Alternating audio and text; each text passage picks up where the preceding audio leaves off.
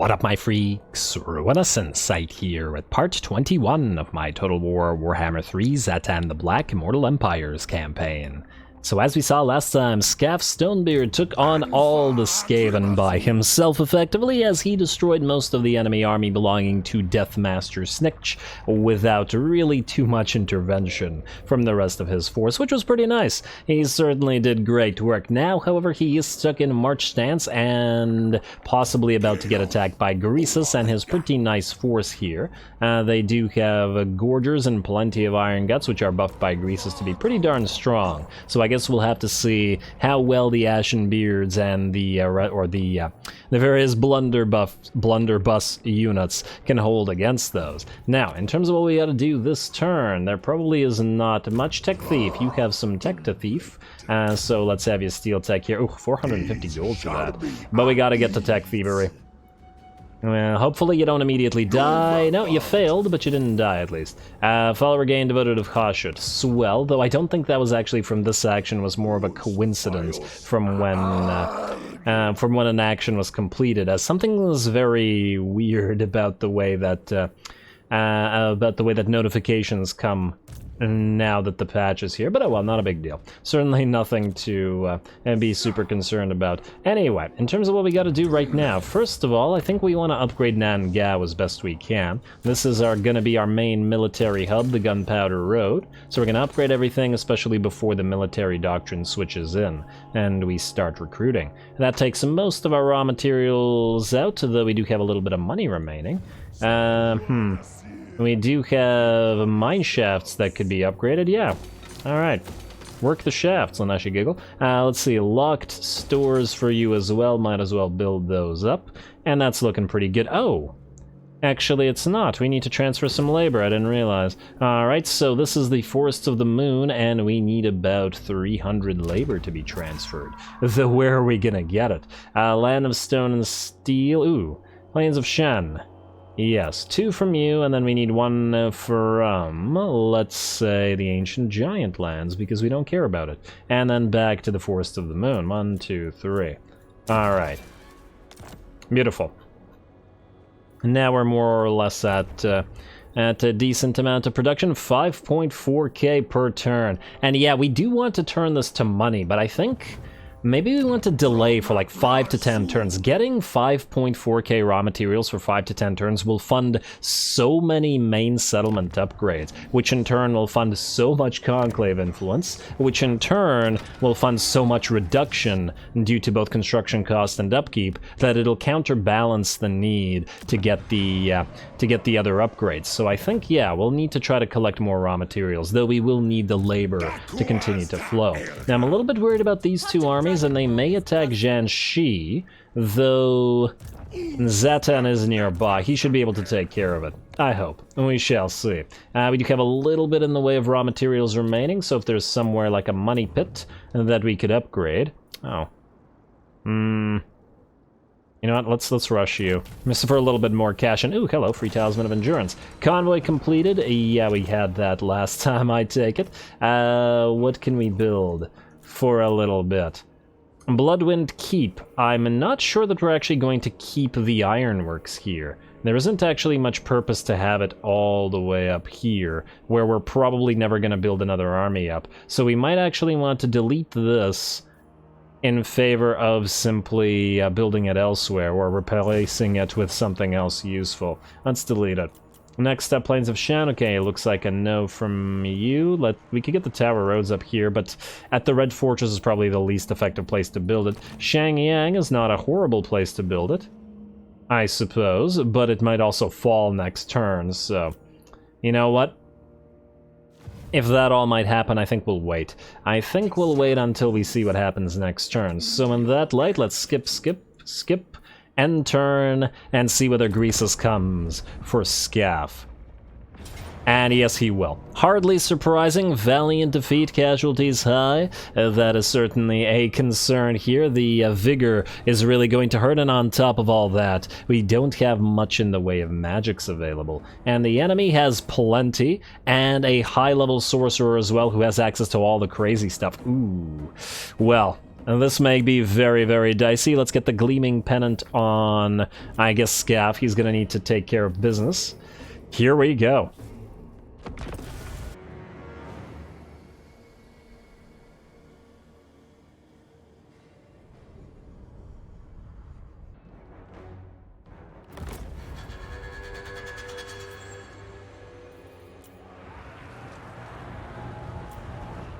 Alrighty, no speech from Scaff this time around, but he has given the order, and the Ice-Forged Legion, the thing I am most excited for in this particular battle, will begin to fire. What a cool looking unit, and it fires pretty fantastically as well. Here we go.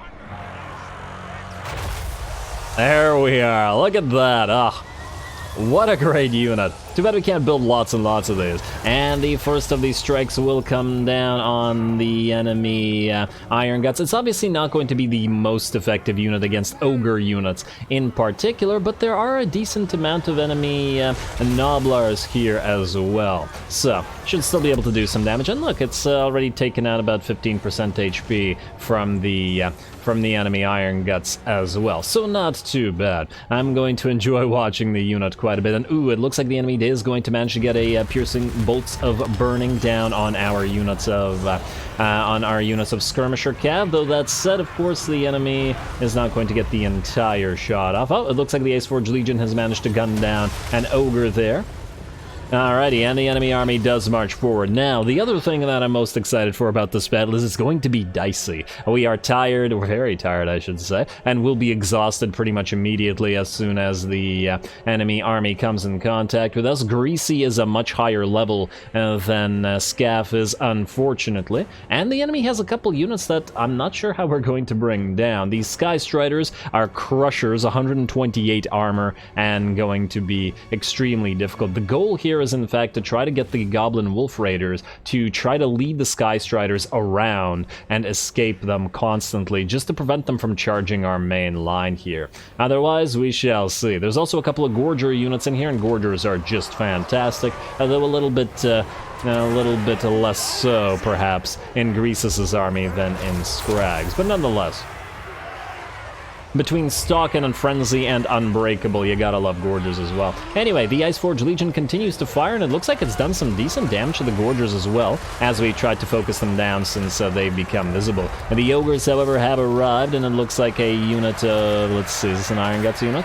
Yep, it's an Iron Guts unit, is going to be towering over our poor Gobbos. Our Gobbos are getting shot up by our own units, but it'll be worth it if we can knock out a unit of Iron Guts before it can do much else. I do expect that that is going to be the order of the game, the name of the game, I guess, as most of our units will be suffering a lot of damage from our own, but once again, 'tis necessary. Anyway, let's see what we're looking at. Is that a Flaming Sword of Ruin coming in? I believe it is indeed, so we got a lot of extra increase of weapon damage, though the flaming attacks and magical attacks probably aren't going to be too scary to us in particular, though unfortunately the Gobbo units at least don't have any fire resistance. We're still managing to lead the Sky Striders around, and we are still holding, though how long for remains to be seen. And in fact, one of our units of Hobgoblin Cutthroats will rout, and we do have to keep the enemy away from our blunderbusses. Blunderbusses don't have the perfect setup here because of the ground. The line of sight isn't great, so we are going to be moving them forward in a second as soon as we keep the Engorger here from charging them. And we are going to land Scaff on the ground. With these Hobgoblins broken, there is too much of our melee line that is completely shattered at this point. I think all the Hobgoblins are gone, though at least some of them will come back. We did also keep the Sneaky Gits around, I think in the hopes of fighting the Sky Striders, or at least preventing them from killing the Ice-Forged Legion, who's been doing pretty well so far. But it looks like we will have to commit them as well, though it looks like they're going to do a lot of damage to these poor Ogre Bulls who get hit by... Oh, this poor one Ogre Bull on the flanks here just got hit by like 50,000 daggers in a single volley. Look at all those daggers. He's not having a great time. Oh well. That's his problem. Anyway, Scaff has landed, and he's going to be trying to keep Greasus busy for as long as we can. We're also going to drop those Dreadquake mortars down on him as well. Or is this the Flame and Shadow Bomb? No, that's Dreadquake. Alright, dropping down, not even so much to do damage, but just to keep the enemy from approaching us. Yeah, see, the enemy will back off rather than advance into the damaging part. Greasus is still getting shot up and is now getting focused down by the blunderbusses, who have moved into a better position, and they're doing a ton of damage to him. And it looks like Scaff is still holding by himself. No more melee units to rely upon, but he does have his healing potion, and Greasus, by the looks of it, is going to go down to those blunderbusses. Very nice. He is a fairly big target after all, and 2 units of blunderbusses focusing him and do work wonders. Now, we still have a fight going on over on this side with 3 units of ogres being held back by a unit of Chaos Dwarf warriors with great weapons, though our Granite Guard are now moving into position to hopefully fire at them from the side. Scaff now has to deal with the enemy fire belly, but that I think he can certainly handle. If Greasus didn't kill him, I sincerely doubt that a fire belly is going to. Furt Stank? Okay. Ogre names. And then he's down to, well, about half HP, so not so bad. Otherwise, there is still the frickin' Sky Striders. Now, they are fighting some of our sneaky gits, and obviously the sneaky gits have no chance. They also did actually manage to catch up to our Hobgoblin Wolf Raiders, who are both very badly hurt, but have not run off the map and are in fact shooting the occasional arrow into the Sky Striders' backs. Here come a few more of these gobos. But yeah, we can't deal with the mass of these guys. Not that it looks like we have to, as the enemy will finally break. Scaff manages to bring down the enemy fire belly, and the battle is ours. Ooh. It was a lot closer than it looked, I will say that, because our melee line broke, and if the enemy were able to charge our blunderbuss units, then there wouldn't have been much that we could do. Obviously, later on, this army will have other infantry to hold the ground rather than just piles of hobgoblins, but for now, it's the best that we can do. Anyway, Scaff's gonna do his best to chase it down, and the enemy Sky Strider's actually stopping them or slowing them down with the Ash Storm there, because it not only does the fire weakness, but also the speed reduction on top of the Frostbite. I was hoping to actually kill these units off, but man, is it hard to bring these guys down. And look how tiny the Wolf Riders look compared to this. I mean, it's a frickin' cavalry unit, the Wolf Riders. Granted, it's a small cavalry unit, but this is kind of hilarious. Also, these guys look fantastic. Damn.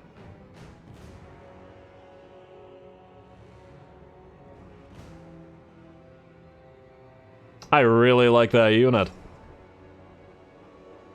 Too bad we can't hire them away or something like that. Especially as, hopefully, as we advance into Greasus' faction, just be like, okay, well, he's dying, we'll feed you if you fight for us.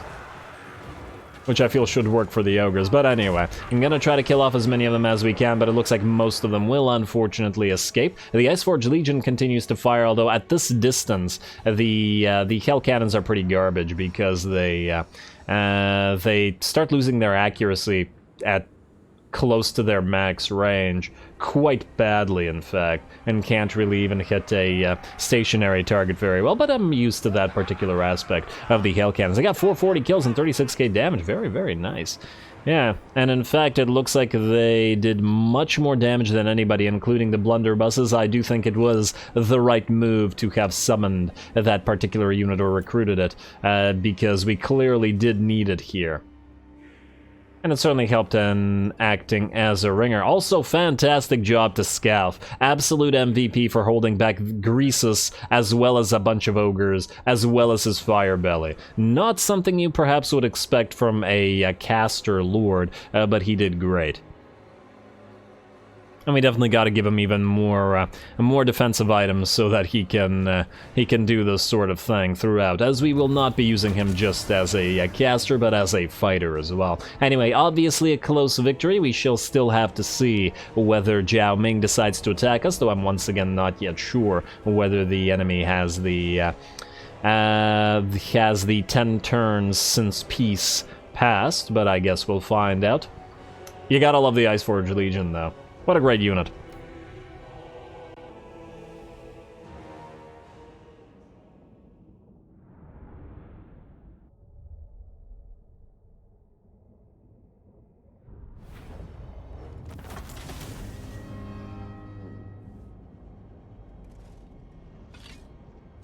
Well, alrighty, I think that went pretty darn well. Probably better than we had any right to expect it to go, all things considered, i.e. our lack of mana, their complete mana, and our vigor due to the march stance. So well done, everybody. We'd got, well, we weren't able to kill off those Sky Striders. What a scary unit, though. Though Greasus melted extremely quickly under fire from the various blunderbusses. Those guys do well as usual. Although the damage isn't comparably larger than the Hobgoblin Archers, but these will be replaced by other blunderbusses or fireglaves or whatever we decide to go with this army, as it is primarily going to be a gunnery army. We got 300 labor and some captives. I think we'll take the labor. It's very close to the captives, but a little bit better in terms of money. I'm actually surprised how little it is. We got 900 labor for killing a pile of Skaven slaves. Honestly, ogres should probably give you a ton of labor just by virtue of how much an ogre can lift and whatnot. Yeah, well, whatever. Transport captives. And good enough, and we'll certainly take it. Western provinces are not going to declare war on us yet. They're probably waiting for their ability to do so. I wish I remembered whether it was 1 or 2 turns remaining right now, because I'd really love to kill off these guys, but we have to do it with our specific army, which is coming, don't get me wrong. And Jiangxi Rebels, what you want? You want non-aggression pact? I thought they were going to declare war on us and was slightly concerned. Not that we won't declare war on them in the first place. Now, what do we have here?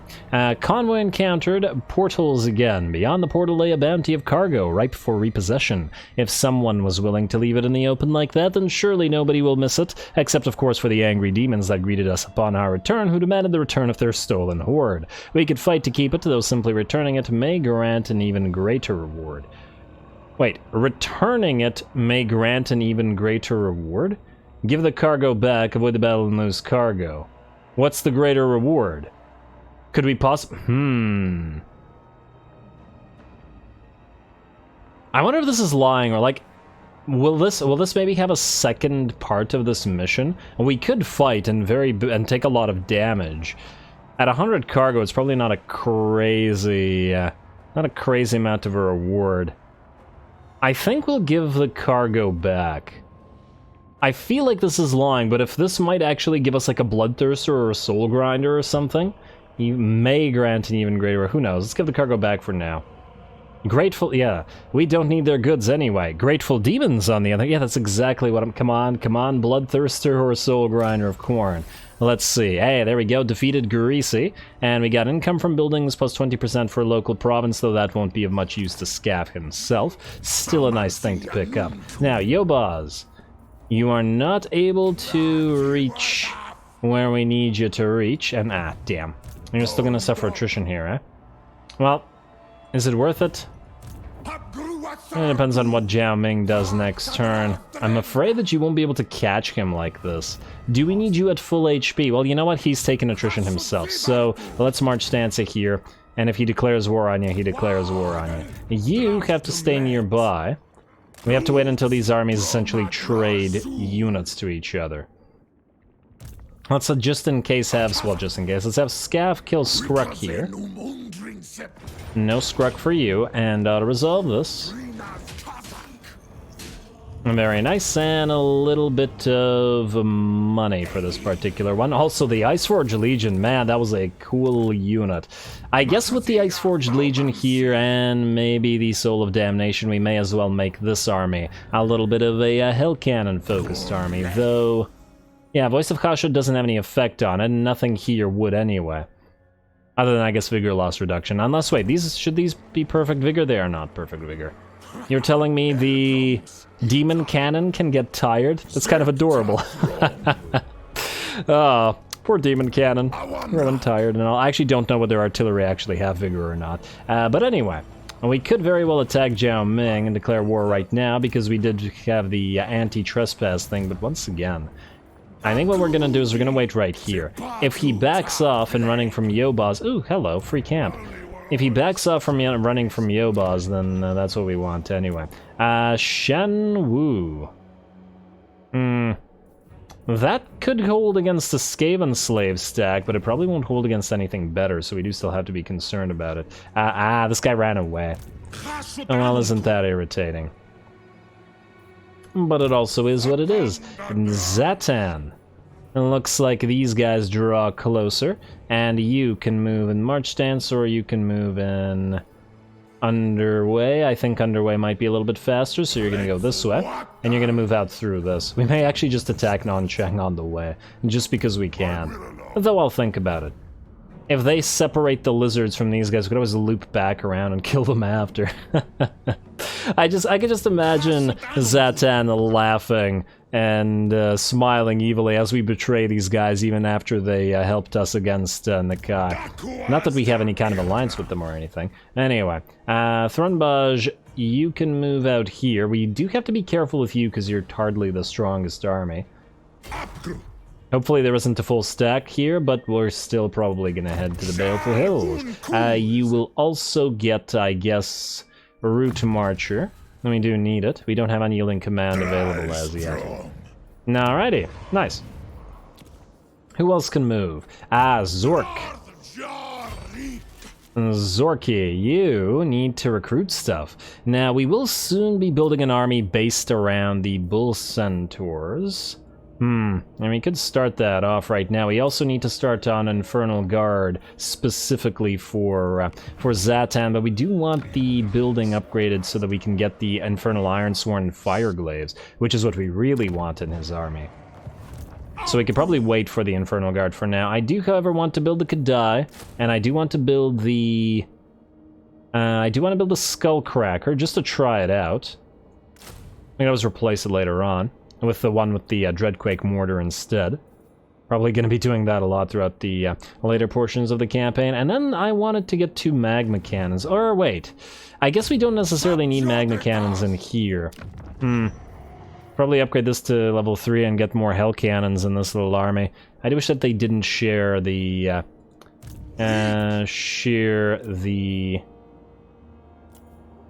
capacity.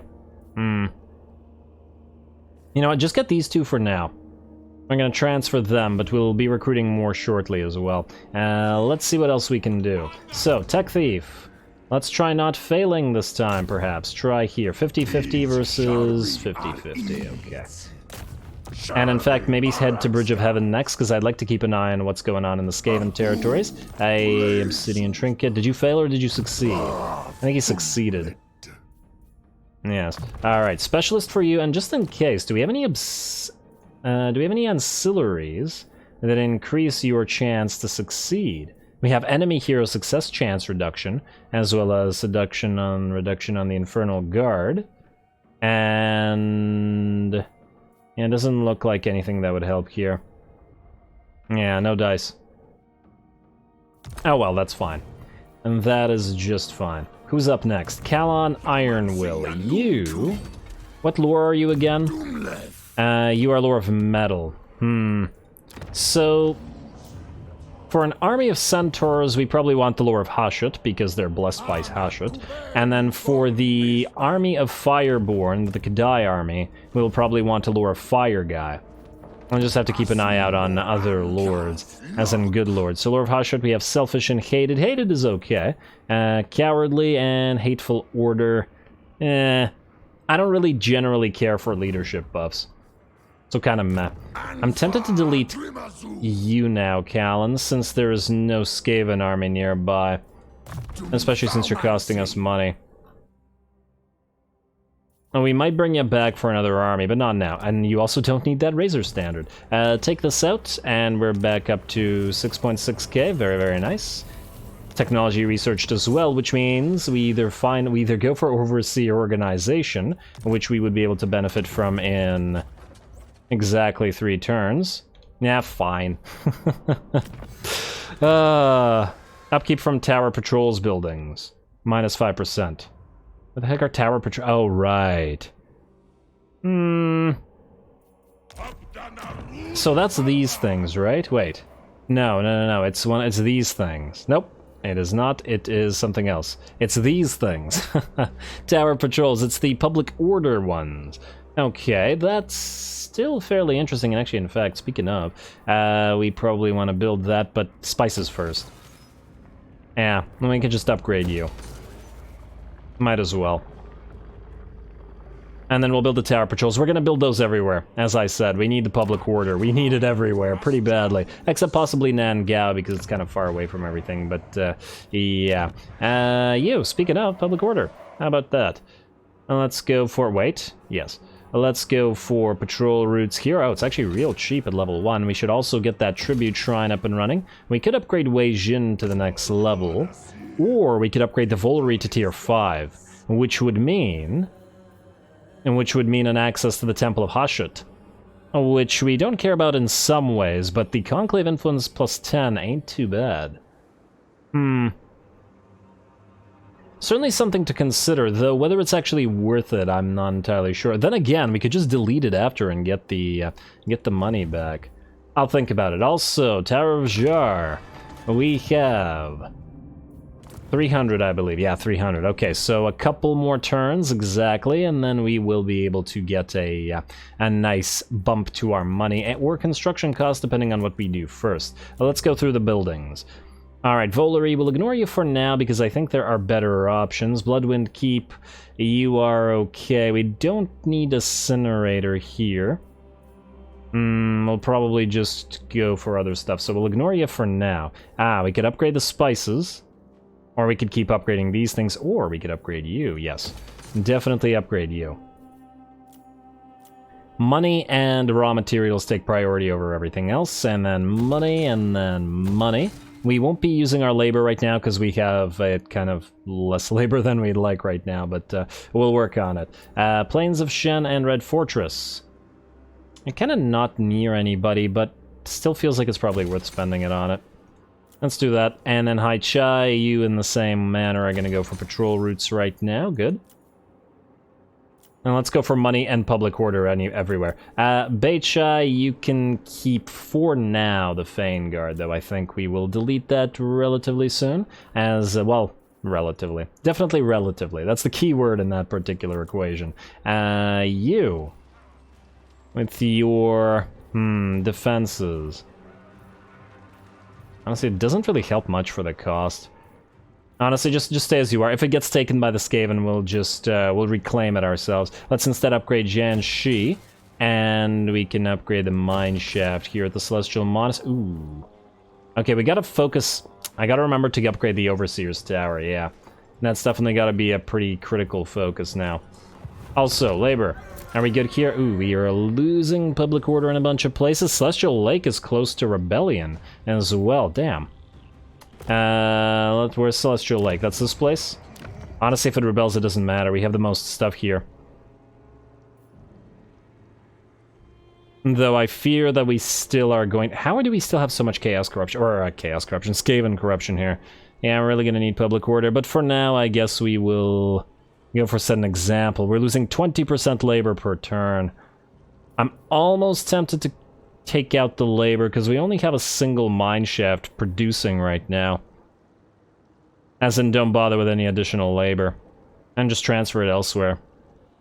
Though we should be able to counteract this fairly quickly. You know what? Set an example. Don't accept new labor. And we're gonna transfer, or we're gonna let this one just not take any new labor for a little while, as it's otherwise going to screw us over a little bit. Anyway, let's see the other public order places. Forests of the Moon are at -9 as well. For a similar reason, though, the Skaven corruption's pretty high there. Warpstone Desert. We will need to burn through some ore or some labor, but we can't do so right now. Red Wastes, we can just do so. So set an example. And then, yeah, we have very little in the way of free labor right now. Eastern Steppes, yes, public order. And we do need to do the same thing at Forests of the Moon, unless we already did it.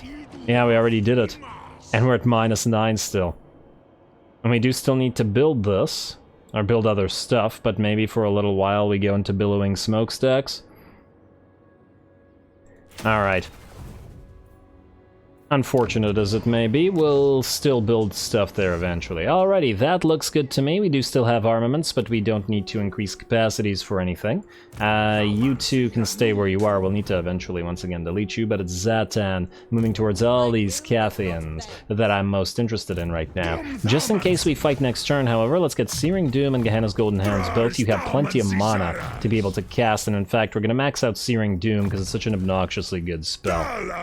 And we'll see what they do. Also, you're a Lore of Metal again.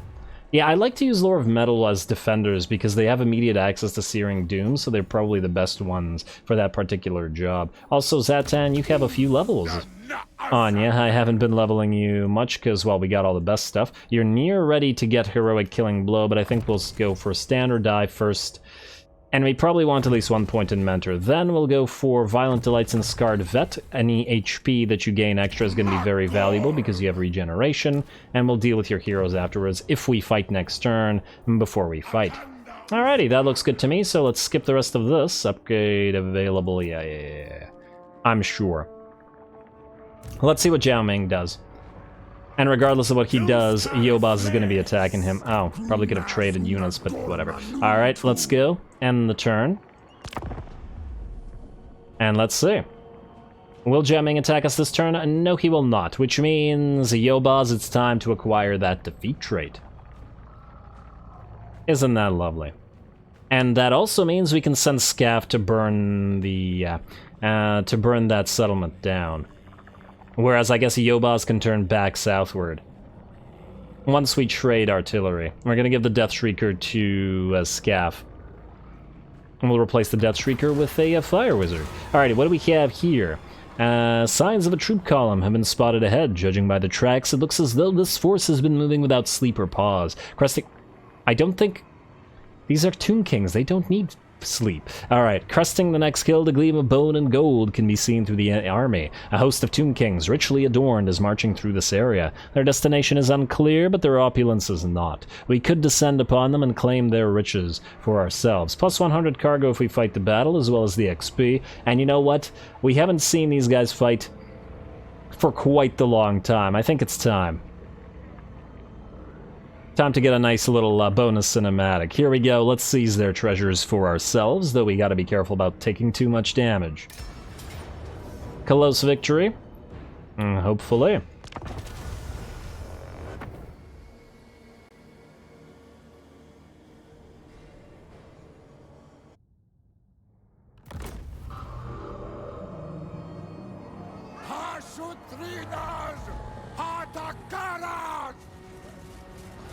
Alrighty, here we go. Now I am doubly glad that we are getting this particular battle, because it is a snowy map and then we can see everything in all its glory. You gotta love the snowy maps because everything is so nice and visible, and as you all know, Ruinous likes to watch. Anyway, we also have the Infernal Guard, as in the regular Infernal Guard here, which are quite nice. I'm excited to build some of our own, but at least we'll get a nice little preview of these guys doing their thing, as well as some other dwarf warriors to get some action. We also have our own ogres, a mammoth, and the Charybdis, which has always been a pretty darn cool unit.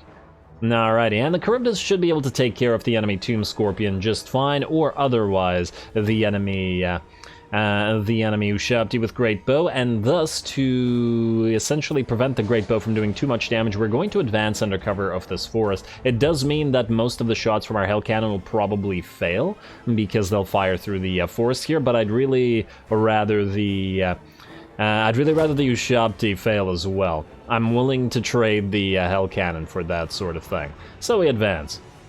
Yeah, it's turned out to be a really nice episode between the fights against Greasus as well as this one. Lots of good stuff. And different stuff. Variety is always nice. Alrighty, looks like the Tomb Guard are going to advance into the forests. But we're waiting for them and are going to be rushing forward ourselves. Our Lord is actually going to rush out ahead just a little bit, though everybody is going to follow him in. I'm hoping to pop the single use of the bombardment. Not going to do really any crazy damage to the enemy just before our melee units charge in order to prevent the bombardment from hurting our other units. Alrighty. Too bad that Too bad that these guys don't have access to the Dreadquake mortar bombardment, but obviously those are in our own territory. Oh, I just saw the Hell Cannon shot impact in the trees up above. Charybdis is also fighting. We did actually send the Charybdis specifically to target the enemy lord here, which is still in there, but it's kind of getting distracted by all those Tomb Guard near it. In the meantime, we do have a unit of enemy skeleton chariots which tried to charge our Chaos Dwarf blunderbusses, but ultimately failed as the man-eaters with ogre pistols countercharged it.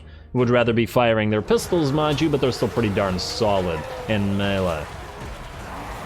And they can certainly beat the relatively fragile chariots and also fire into their backs as they run. Very nice. Alrighty, you do you. Next up we have the Mammoth and the Charybdis, who have both moved out to fight what they wanted to fight, which is the Ushabti with Great Bow. And the Ushabti are actually going to... Oh, they have the same behavior as regular range units. Interesting. So when they're threatened by melee, they try to move into the melee fray so that they can prevent so much damage to them. And they're going to join the Tomb Guard, but that means they will fire in a range no longer, and between the Mammoth and the Charybdis, we should be able to bring them down just fine. And then we can focus down the Lord and the Tomb Scorpion after. We do, however, have to remember that if we take too much damage on this Caravan, it'll be a lot more dangerous as it'll complete the rest of the journey, but I just couldn't pass up this chance to fight these guys. Especially as I imagine it'll be a while until we actually start fighting Tomb Kings. Alrighty, well done to the Mammoth. Looks like the enemy has activated their Realm of Souls, but I'm not sure that they actually have enough melee troops to activate the third tier and actually summon their Ushabti. Looks like the units of blunderbusses and man-eaters with ogre pistols have pretty much destroyed the enemy chariots here. And they're going to try to charge this Hell Cannon instead, but we did keep our man-eaters with Iron Fist back with the said Hell Cannon specifically to protect it. Well, actually, I was thinking it would be from the... to protect it from the summoning of Ushabti, but that works just fine as well. Charybdis has found the enemy lord, who is now dropping to about half HP. And if he's on his chariot, or I can't actually tell. No, he's on foot, I think. I think he's on foot, okay. Would have been better if he was on his chariot for the Charybdis to apply some anti-large, but that's okay. We also have the second tier of the Realm of Souls activated, but it doesn't look like they're going to hit third tier, as most of them are done for. Tomb Scorpion still has to be destroyed and is snipping away at our Infernal Guard here, but they should still be holding. Down to about half HP, but unit losses is only 19 so far. May want to at some point get some regeneration for this army, but it looks like it won't be needed right now, as that's about as much losses as we're going to take. Alright, not so bad. It looks like the Tomb Scorpion did melt away with the rest of the army, as I believe the Lord was killed by the Charybdis. Nice little fight. I do wish that we didn't have to move into the trees, which was ironic considering the thing I was most excited about was seeing all the action, but the trees made it difficult to do that. But oh well. I'll keep an eye on the caravans. I'm sure we'll get some more nice caravan fights, especially as they continue to gain units and get bigger armies, and we start fighting with other enemy factions here. Lovely.